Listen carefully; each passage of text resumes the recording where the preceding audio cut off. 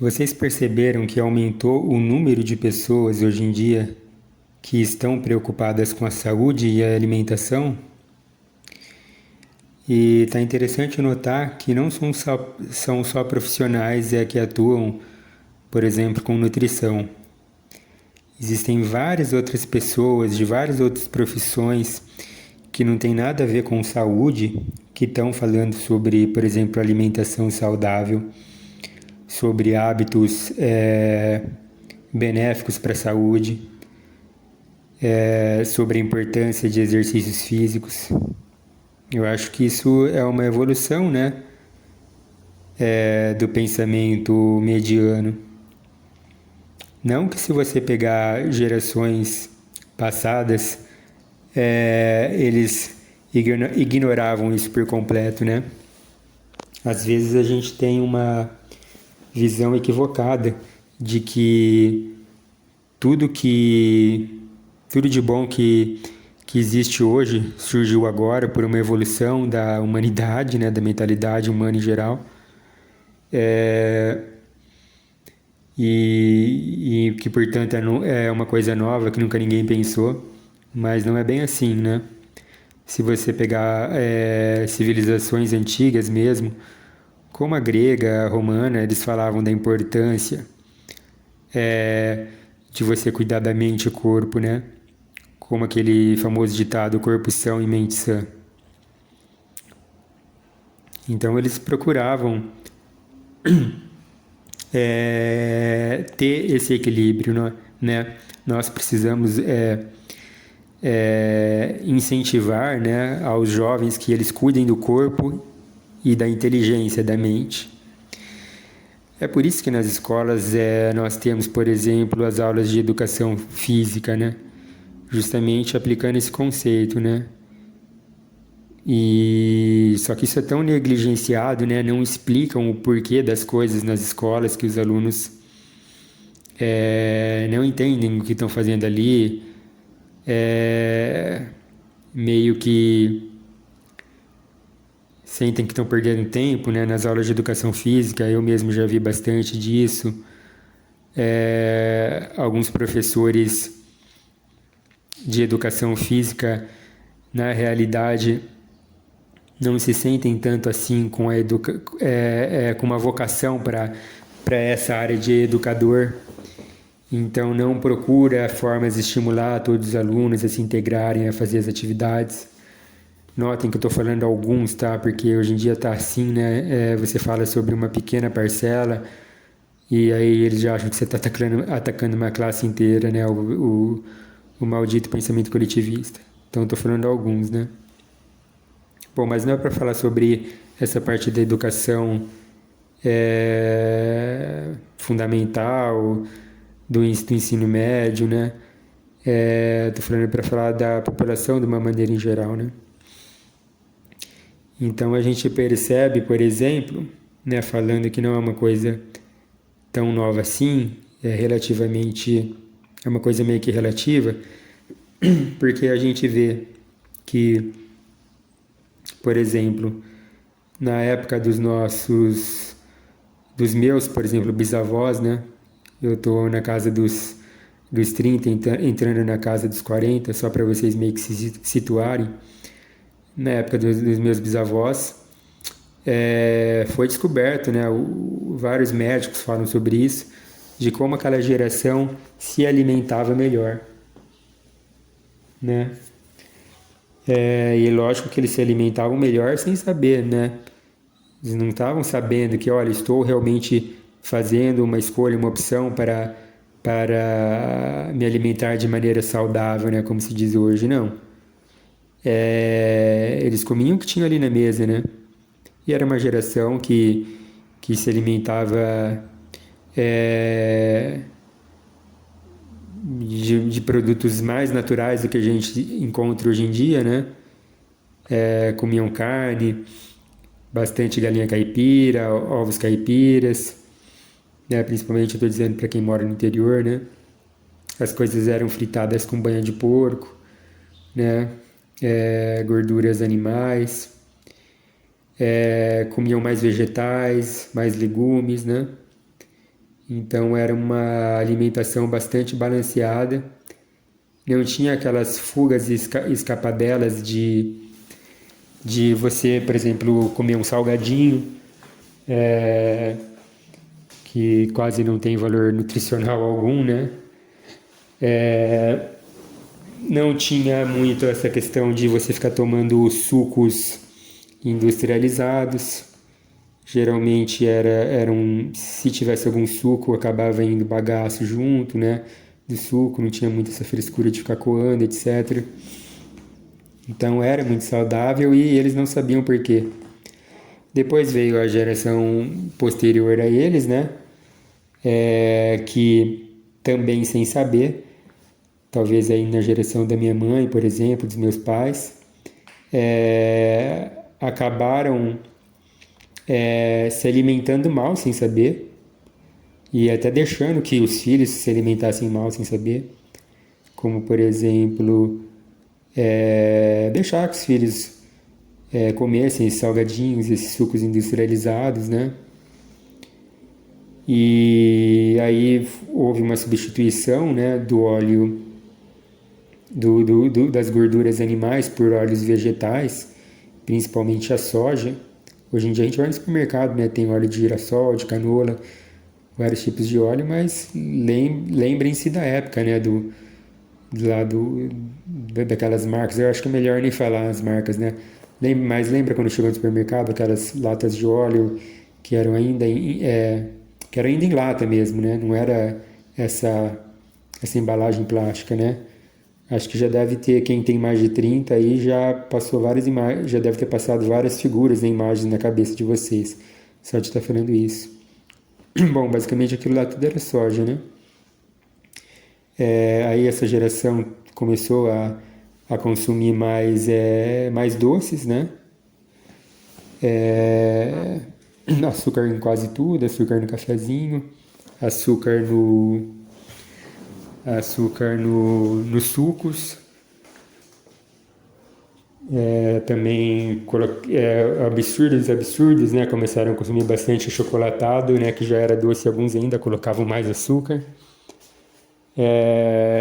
Mesmo assim ainda, principalmente entre os homens, ainda tinha um pouco dessa questão dos antigos, né? Por exemplo, o meu pai era assim, era quase que meio que uma regra velada, né? De que quem é mais homens, né? Homens não consomem muito doce, né?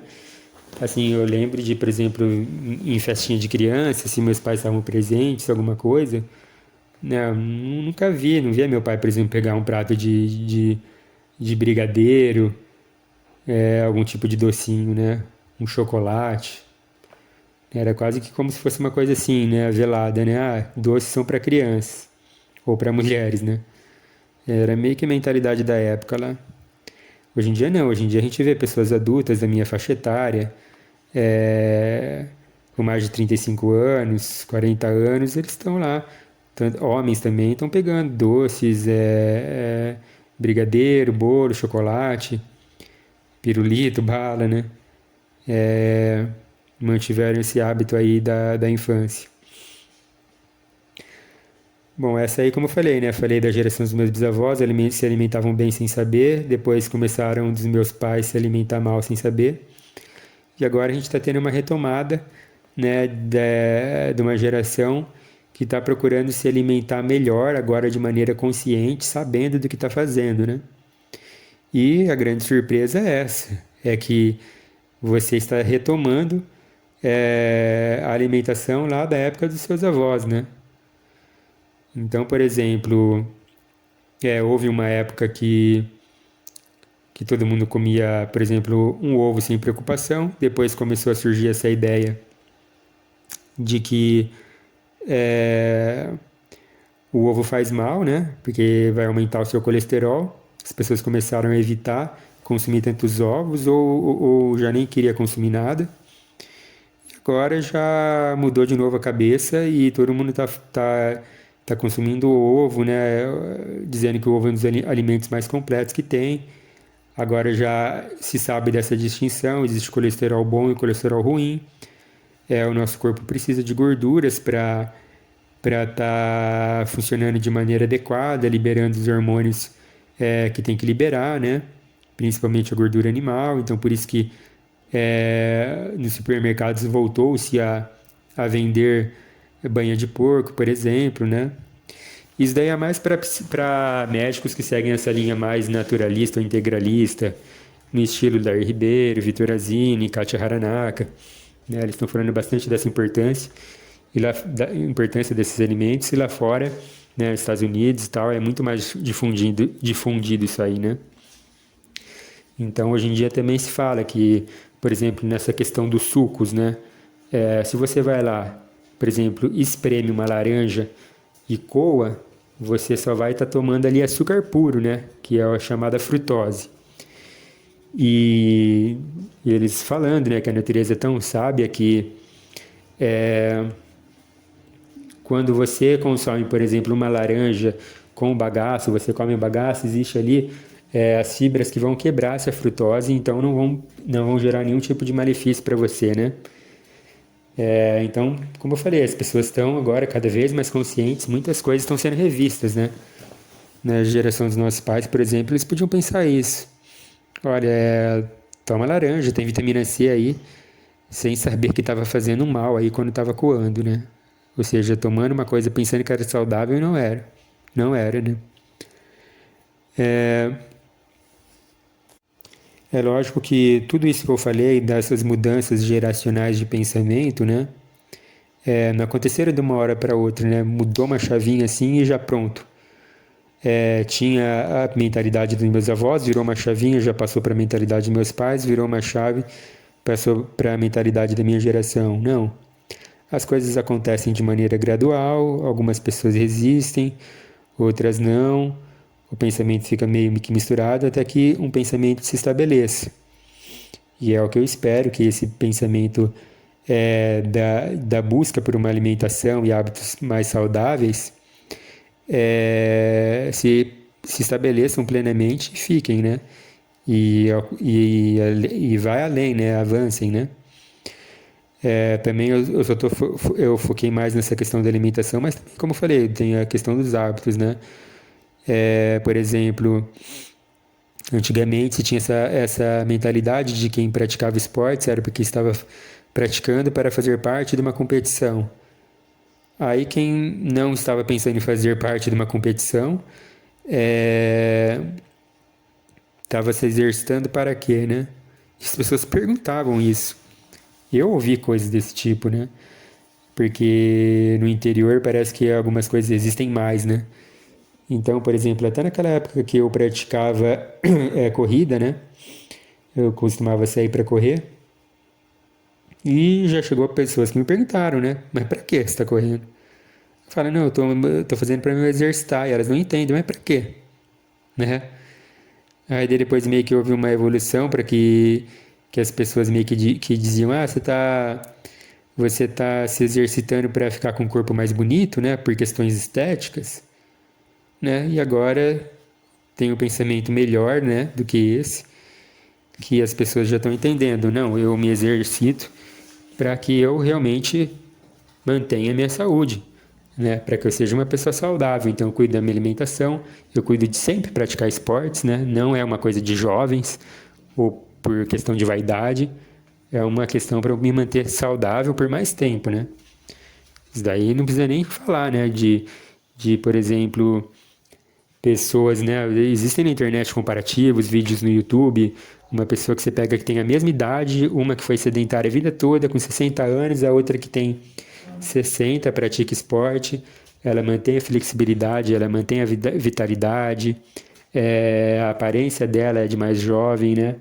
E depois que você vai conversar com essas pessoas, né? De novo, aquela questão do corpo são e mente sã, né? Casa com o outro, né? Você vai conversar com essas pessoas que se exercitam, a cognição dela é mais rápida, ela fala melhor, ela se articula melhor, né? Também por praticar esses exercícios físicos. Então hoje se sabe que a prática dos exercícios físicos também contribui para que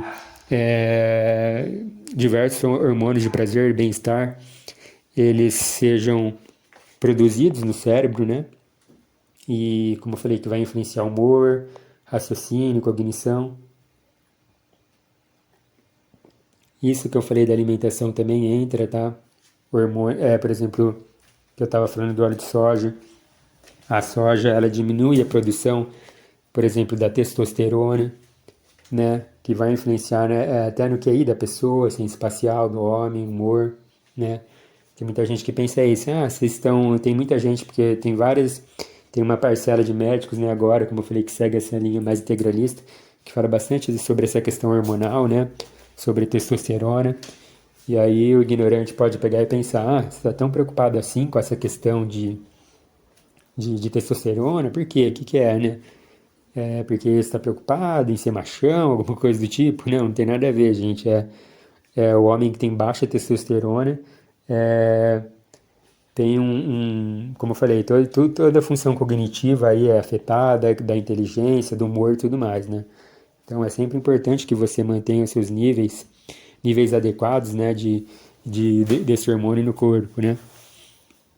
E você consegue isso, como eu falei, com exercícios físicos e com alimentação, eliminando o óleo de soja que vai inibir a produção. E aí, por exemplo, se você se alimenta com gorduras animais, né?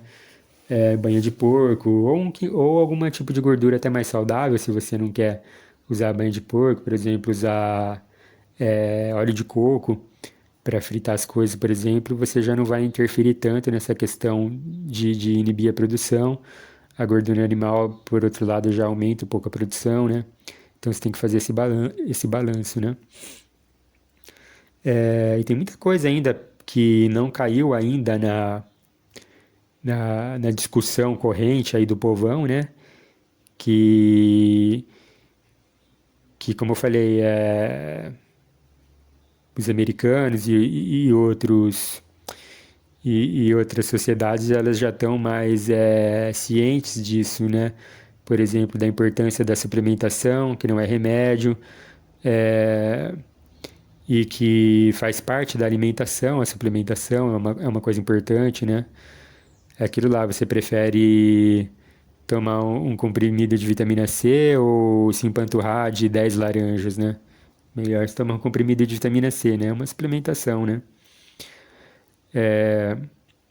A questão da suplementação também é uma coisa engraçada, né? Como que as pessoas, eu vejo que as pessoas pensam, né? Talvez por ser psicólogo eu fique mais ligado em como que elas estão pensando, qual que é o raciocínio que tem por trás da opinião que elas estão emitindo, né? Porque você tem alguns tipos de pessoas aí quando você fala de suplementação. Tem a pessoa que, por exemplo, ela é contra remédio, então ela pensa que suplementação é remédio, né? Então, assim, ela tem pavor, ela não quer botar química no meu corpo, etc. Aí você pega e fala, não, mas a suplementação é algo que é natural, viu? Não é manipulado em farmácia, não tem nenhuma substância química pesada, né? São elementos encontrados na natureza. Não, não, não quero saber. Sou contra esse negócio de comprimido, de pílula, entendeu? Então eles generalizam, não querem saber. Aí tem o outro lado também, que são pessoas que aí, talvez um pouco de hipocondria entre aí, né? Que elas, assim, não veem nenhum problema em tomar remédios, até gostam. E, e aí você fala de suplemento, elas querem... aí também tem subtipos, né? Aí elas querem ou tomar todo tipo de suplemento que existem, que talvez nem precise por causa delas, ou se não elas acham que, elas entendem que não é um remédio, mas como elas são favoráveis ao remédio, elas falam, olha, não vou ficar tomando esse negócio aí que não serve para nada, eu quero um remédio de verdade, né? Isso já aconteceu também, já vi casos assim, né? Ou que, por exemplo, você pega e fala que, toma um chazinho aí, por exemplo, para questões de ansiedade leves, né? De agitação leve, né? De uma insônia leve. Por que a pessoa precisa ir lá para um psiquiatra e tomar um remédio pesado para dormir? Se ela tem uma insônia leve ou um ligeiro estresse durante o dia, né? Às vezes um chazinho de camomila ali resolve, né? Maracujá, erva cidreira, tem vários aí, né? E eu já até recomendei, como eu falei para pacientes aí que tem alguma questão leve, e aí eles sim não levam fé. que coisa de chazinho que eu quero ir num médico de verdade, aí ele me dá um comprimido aí, né? É um absurdo, não há necessidade, né? Então, como eu estava falando, para que você tenha um funcionamento adequado da sua mente, das suas emoções e da sua capacidade de raciocínio, você tem que prestar atenção na sua alimentação. Você tem que praticar exercícios físicos regulares, né? E aí depois é lógico que você vai entrar nessa questão de cuidar da qualidade dos seus pensamentos, né? Da ordem dos seus pensamentos, do seu equilíbrio psíquico, né? E tudo mais. Então essas três coisas têm que andar juntas, né? De mãos dadas, né? Tudo isso entra naquela questão de ordem de consciência. As pessoas têm que parar com essa mania de ouvir falar. Elas têm que procurar a fundo, têm que pesquisar, né? Por exemplo, essa questão da alimentação, você tem que pesquisar muito, muito mesmo, com o maior número de fontes possíveis. Não se contentar com uma resposta só também, né? Eu vejo que tem muitos médicos que ainda estão presos a mentalidades antigas que já foram superadas há muito tempo já, que a maioria dos médicos já mudou a cabeça. Como, por exemplo, essa questão do ovo. Como ainda há a polêmica, por exemplo, sobre a vitamina D, que tem muitos que ainda consideram como uma vitamina, mas hoje em dia outros médicos dessa linha que eu compreendo que é a mais correta para mim, pelo menos, né? Integralista, naturalista, né? Que entende a vitamina D como uma espécie de hormônio, né? Que vai influenciar em diversos outros hormônios e funcionamentos, cognição, etc., das pessoas, né? Então, os que têm mentalidade antiga, eles tomam muito cuidado com essa questão de dosagem da vitamina D, né? Achando que existe uma dosagem tóxica, enquanto outros recomendam dosagens de 10 mil unidades, de 15 mil unidades, né? A taxa da quantidade de vitamina D já é uma taxa que os outros médicos podem considerar absurdo, né? Enfim, eu recomendo até que procurem ter vídeos do Larry Ribeiro falando sobre o assunto e da Kátia Haranaka falando sobre o assunto. Eles falam bastante sobre a dosagem recomendada, que é muito maior do que esses médicos tradicionalistas recomendam, né? Então as pessoas têm que se habituar a isso, né? Eu vi aqui um artigo falando que a vitamina D faz mal. Procura um artigo que fala que a vitamina B faz bem, a vitamina D faz bem. Compara os resultados, tenta ponderar o que eles estão falando, tenta ver qual que é o consenso, o que a maioria está dizendo, né? Até que você chegue à sua própria conclusão, né? Procure, se necessário, sim, segundo as opiniões, é importante, tá? Tire da cabeça essa questão de você achar que, por exemplo, exercício físico é para quem está querendo emagrecer ou para quem está querendo se mostrar para os outros, para a sociedade, tá? Isso é saúde. Eu vejo tantas pessoas que não estão preocupadas com o peso, né? Estão comendo aí adoidado como se fosse morrer amanhã. Enfim, pessoas aí com comportamentos destrutivos, que não procuram se aprimorar em nada e postando frases de autoestima, né? A palavra autoestima é uma das palavras mais procuradas na internet, né? Vídeos motivacionais de pessoas falando sobre autoestima. Então, eles estão falando coisas assim, se aceite como você você é capaz, você é bom, você é forte, você é poderoso. Pô, eu não entendo por que as pessoas querem tanto entrar nesse auto-engano. A pessoa não está realizando nada na vida dela e quer ficar ouvindo uma repetição de um cara ficar falando durante meia hora, uma hora, que você é poderoso, você é capaz, ele não se mexe para fazer nada? Capaz, a capacidade de fazer algo, vai lá fazer algo, incentiva essa pessoa a fazer algo, né? Ou se aceite como você é.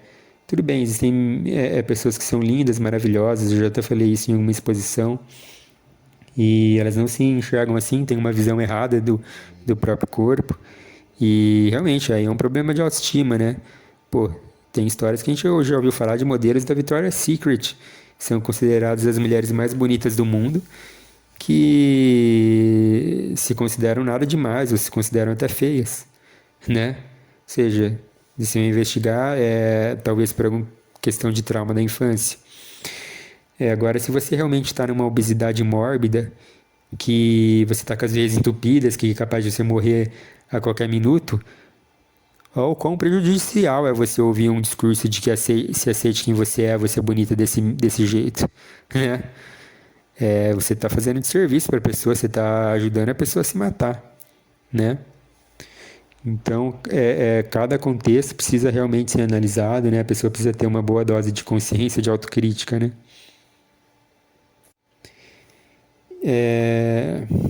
E de tudo isso que eu falei,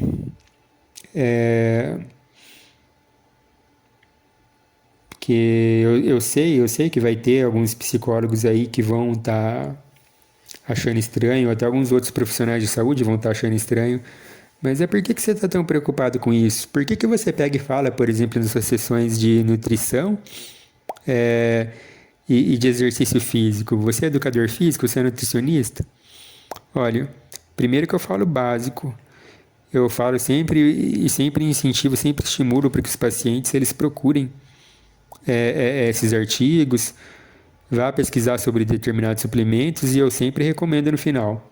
Procure um nutricionista, procure um médico, procure um educador físico. Sempre recomendo que eu sempre faço esse estímulo para que procurem outros profissionais. Como eu já tinha falado em outra exposição, eu não vejo como concorrente, eu vejo como complemento do meu atendimento, né? E nem sempre a gente vê que a recíproca é verdadeira. Comprovado, eu já fiz isso, outros colegas psicólogos já falaram isso. Se trabalha numa clínica com outros profissionais de saúde, o psicólogo está sempre recomendando para as outras especialidades. Você pergunta para os outros médicos das especialidades se eles recomendam para o psicólogo, não, eles não recomendam. Eles acham que ainda você vê os próprios profissionais de saúde vêm como estereótipo, vêm com preconceito, com tabu, acha que o psicólogo só fica lá para dar conselho. Então, se é para mandar para o psicólogo para dar conselho, eu mesmo dou conselho aqui no consultório, né? Eles simplesmente não encaminham, difícil encaminhar, né? E aí eu falei que alguns psicólogos também podem estar criticando agora. Vamos botar a mão na consciência, né, pessoal? A gente aprende isso desde o primeiro ano da faculdade, que a psicologia, né, que é até o símbolo do tridente, né, o número 3, né, ela trabalha em 3 frentes, né, nas áreas biopsicossocial. Repito, biopsicossocial. E o que os psicólogos fazem? Eles só trabalham na área psico e na área social, né? E esquecem da área biológica. Eu fiz toda a explanação aqui, né, de como alimentação, de como exercício físico, como hábitos, né, influenciam na cognição, na mentalidade da pessoa, né? Então é uma coisa, como eu falei, interdependente, né? A cabeça influencia o corpo influencia a cabeça da pessoa, falando a grosso modo. Por que você só está trabalhando nessas duas áreas que a psicologia diz que se preocupa e ignora a terceira área? Por que você não realmente atua na área biopsicossocial, como diz pra gente atuar, né? Ou seja, você está deixando para os outros, né? Então, a gente tem que se atentar a essas 3 áreas também, né? A gente tem a obrigação de se atentar a essas 3 áreas, né? Então, com isso, eu não estou falando que você tem que se tornar um expert em nutrição a ponto de você substituir uma consulta sua, né? Substituir a consulta do nutricionista. Estou falando que o paciente também não vai precisar consultar um educador físico, entrar numa academia, porque ele já está ali sob seus cuidados.